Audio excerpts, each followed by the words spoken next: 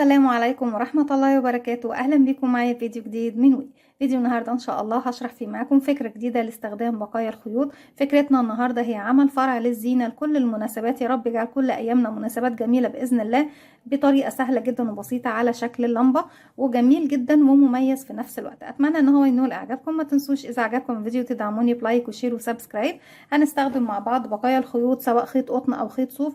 أنا عندي النهاردة خيط صوف متوسط السمك مع إبرة رقم 3.5 ملم. بسم الله الرحمن الرحيم. في البداية ببتدي اعمل دائرة سحرية على ايديا، على 2 من الاصابع او على صباع واحد. بسيب مسافة من الخيط والف الخيط حلقة على الهواء بالشكل ده، واجي هنا مش بجيب الخيط جنب بعضه، لا بجيبه عكس بعضه بشكل حرف الاكس، وارجع تاني للخلف والف ايدي الناحية التانية. اتكون عندي هنا حلقتين، بدخل تحت الحلقة الاولى واكون فوق الحلقة التانية اسحبها من تحت الاولى تاني. هلف ايدي وواحدة واحدة بخرج الخيط من على ايديا. طرف الخيط الصغير الغير متصل بالشلة بحافظ عليه لانه هو اللي هيقفل الدائرة السحرية في النهاية، لكن مش بشتغل بيه. برفع طرف الخيط المتصل بالشلة على ايدي وابتدي اشتغل. ما اقدرش اشتغل داخل الدائرة السحرية قبل ما اقفلها. طيب انا متكون عندي هنا على الابرة حلقة، بلف الخيط واخرج منها بالشكل ده. بكون عملت سلسلة. السلسلة دي بتقوم معايا دورين، بتكون هي قفلت لي الدائرة السحرية، الدور ده خلاص عملته يعني طبيعي عملته، والدور التاني ان هي بتكون جزء من ارتفاع الغرزة الاولى لو اكتر من سلسلة، وبتكون هي ارتفاعي للغرزة الاولى لو هشتغل غرزة حشو، لان ارتفاعنا لغرزة الحشو بيكون سلسلة واحدة بس. وبالتالي احنا هنشتغل السطر الاول بغرزة الحشو، فاذا انا كده ارتفعت السلسلة الخاصة بيها. هدخل داخل الفراغ اكون 14 غرزة حشو داخل الدائرة السحرية. ازاي بشتغل غرزة الحشو؟ بيكون عندي على الابرة حلقة، بدخل فراغي تحت الدائرة السحرية، بيكون عندي طرفين الخيط اهم على الابرة، اسحب الخيط واخرج معايا على الابرة حلقتين، هلف الخيط واخرج منهم كده. 1 2 3 4 5 6. بشد طرف الخيط شوية بضيق مركز الدائرة. 7 8 9 10 11 12 13 14. في النهاية خالص مفروض خلاص بقى نقفل مركز الدائرة. بشد خيط البداية الصغير ده بالشكل ده واقفل المنتصف زي ما احنا شايفين بالشكل ده. طيب الغرزة الاولى اللي اشتغلتها بعد شغلي بدخل تحت حرف الفي ليها، واخلي معايا كمان طرف خيط البداية، اسحب الخيط من تحتها، من تحت الحلقة اللي عندي على الابرة بغرزة منزلقة.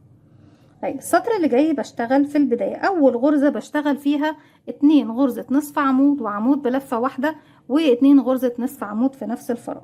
يعني هرتفع 1 2 لان ارتفاعنا لغرزة النصف عمود بيكون سلسلتين، وبعتبر السلسلتين دول اول غرزة نصف عمود عندي. في نفس الفراغ هو هشتغل كمان غرزة نصف عمود. ازاي بشتغلها؟ بيكون عندي على الابرة حلقة، بلف الخيط لفة واحدة بقى حلقتين، هدخل نفس الفراغ اسحب الخيط واخرج. عندي على الابرة 3 حلقات، بلف الخيط واخرج منهم هما التلاتة. 1 2 3.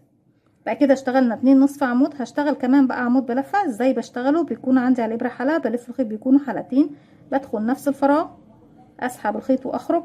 عندي المرة دي 3 حلقات، هلف الخيط واخرج من حلقتين، اتبقوا 2 هلف الخيط واخرج من حلقتين. الفرق ما بين العمود بلفة والنصف عمود ان انا في النصف عمود بلف الخيط واخرج من ال3 حلقات كلهم، اما في العمود بلفة بلف الخيط واخرج من حلقتين وارجع الف الخيط واخرج من حلقتين تاني في نفس الفراغ. 2 نصف عمود، 1 2 بالشكل ده. طيب الغرز اللي جاية كلها هتكون بلا استثناء واحدة هيكون فيها نصف عمود، والتانية هيكون فيها 2 نصف عمود، نصف عمود 2 نصف عمود، نصف عمود 2 نصف عمود، لغاية ما بوصل للنهاية. اول واحدة بعد كده بتقابلني نصف عمود واحدة، واللي بعدها 2 نصف عمود تزايد انكريز، 1 كمان في نفس الفراغ 2، اللي بعدها واحدة 1، واللي بعدها 2 1 كمان مرة في نفس الفراغ 2، لغاية ما بوصل الى نهاية الراوند. غرزة نصف عمود. ممكن نستبدل على فكرة الغرز بغرز اكبر، يعني ممكن تستبدلي نصف عمود بغرزة العمود بلفة، ومكان العمود بلفة هيكون عمود بلفتين، وهكذا. كده عملنا واحدة في الفراغ ده، اللي بعده 2 1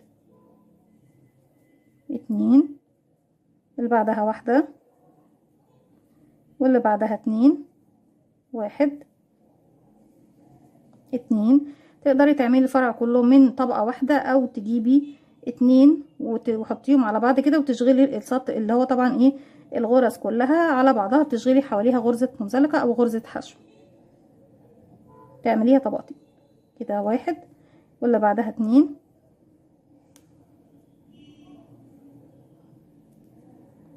1، كمان مرة في نفس الفراغ 2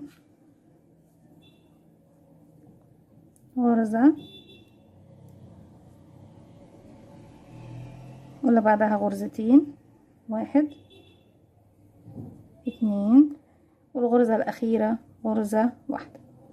بالشكل ده كده خلصنا السطر كله. 1 2 في تاني سلسلة ارتفاع، 1 2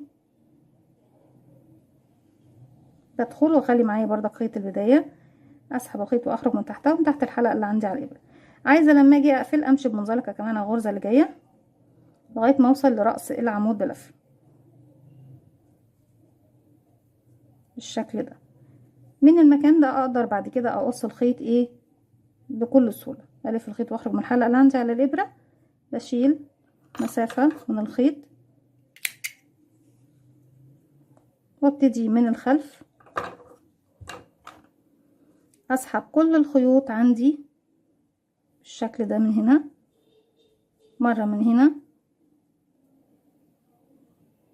ومرة من هنا، وهكذا لغاية ما اخفي الخيوط خالص فده في خلف ايه اللمبة او الشغل.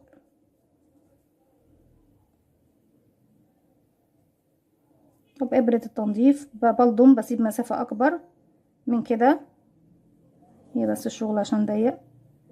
وبإبرة التنظيف ببتدي ايه انضف. انا مش عايزة اطول عليكم، مش هضيع الوقت كله في التنظيف، فنكمل بس ايه الفرع ايه بدون ما نطول عليه. في النهاية بعد ما بخلص واكون ايه خفيت الخيط خالص، الخيوط اللي بتتبقى في النهاية بالشكل ده بقصها، وكالمعتاد احنا عارفين ان احنا بنحشي بيها كل العرايس الايه الامجرومي اللي بنشغلها مع بعض.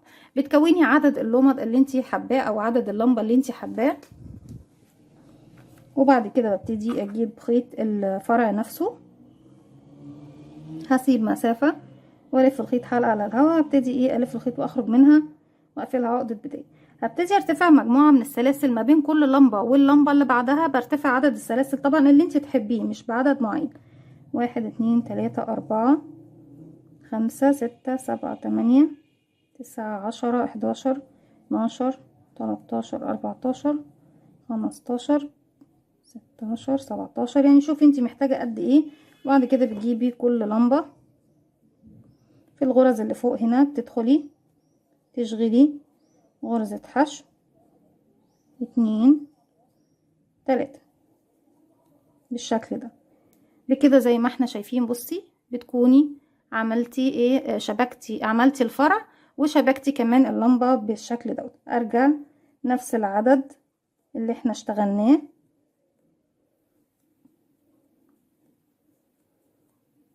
او اي عدد طبعا انت حابة ما بين كل لمبة واللمبة اللي بعدها تحطي.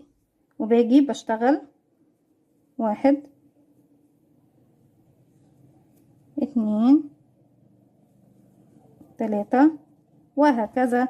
بكمل كل الفرع زي ما احنا شايفينه لغاية ما بوصل طبعا للنهاية، وبكون شبكت كل اللمبات اللي معايا بطريقة سهلة جدا وبسيطة. لو حابين بقى تشغلوا كمان سطر، بشغل عدد سلاسل كمان لغاية ما اوصل لنهاية الفرع. وليكن ان احنا كده خلصنا الفرع، بعمل نفس عدد السلاسل اللي انا ابتديت بيه زي ما احنا شايفين. يعني لازم يكون عندي عدد سلاسل في البداية قبل اول لمبة، وعدد سلاسل بعد اخر لمبة. هرتفع بقى سلسلة. لو حابين نشتغل على السطر رقم 2 بغرز الحشو، بدخل فوق السلاسل، فوق كل اول سلسلة بسيبها وكل السلاسل اللي بتقابلني بدخل اشغل غرزة حشو فوق كل غرزة سلسلة بتقابلني بالشكل ده اهو، لغاية ما بوصل لللمبة. وفوق اللمبة بردك بشغل عدد الغرز اللي فوقيها. هنشوف دلوقتي الشكل هيكون ايه. انا افضل طبعا ان هي تكون سلاسل بس، وبنشبك فيها ايه عدد اللمبات اللي احنا عاملينه، لكن عشان بردك البنات اللي تحب تدعم الفرع والتخن بمشي بغرزة حشو فوق كل سلسلة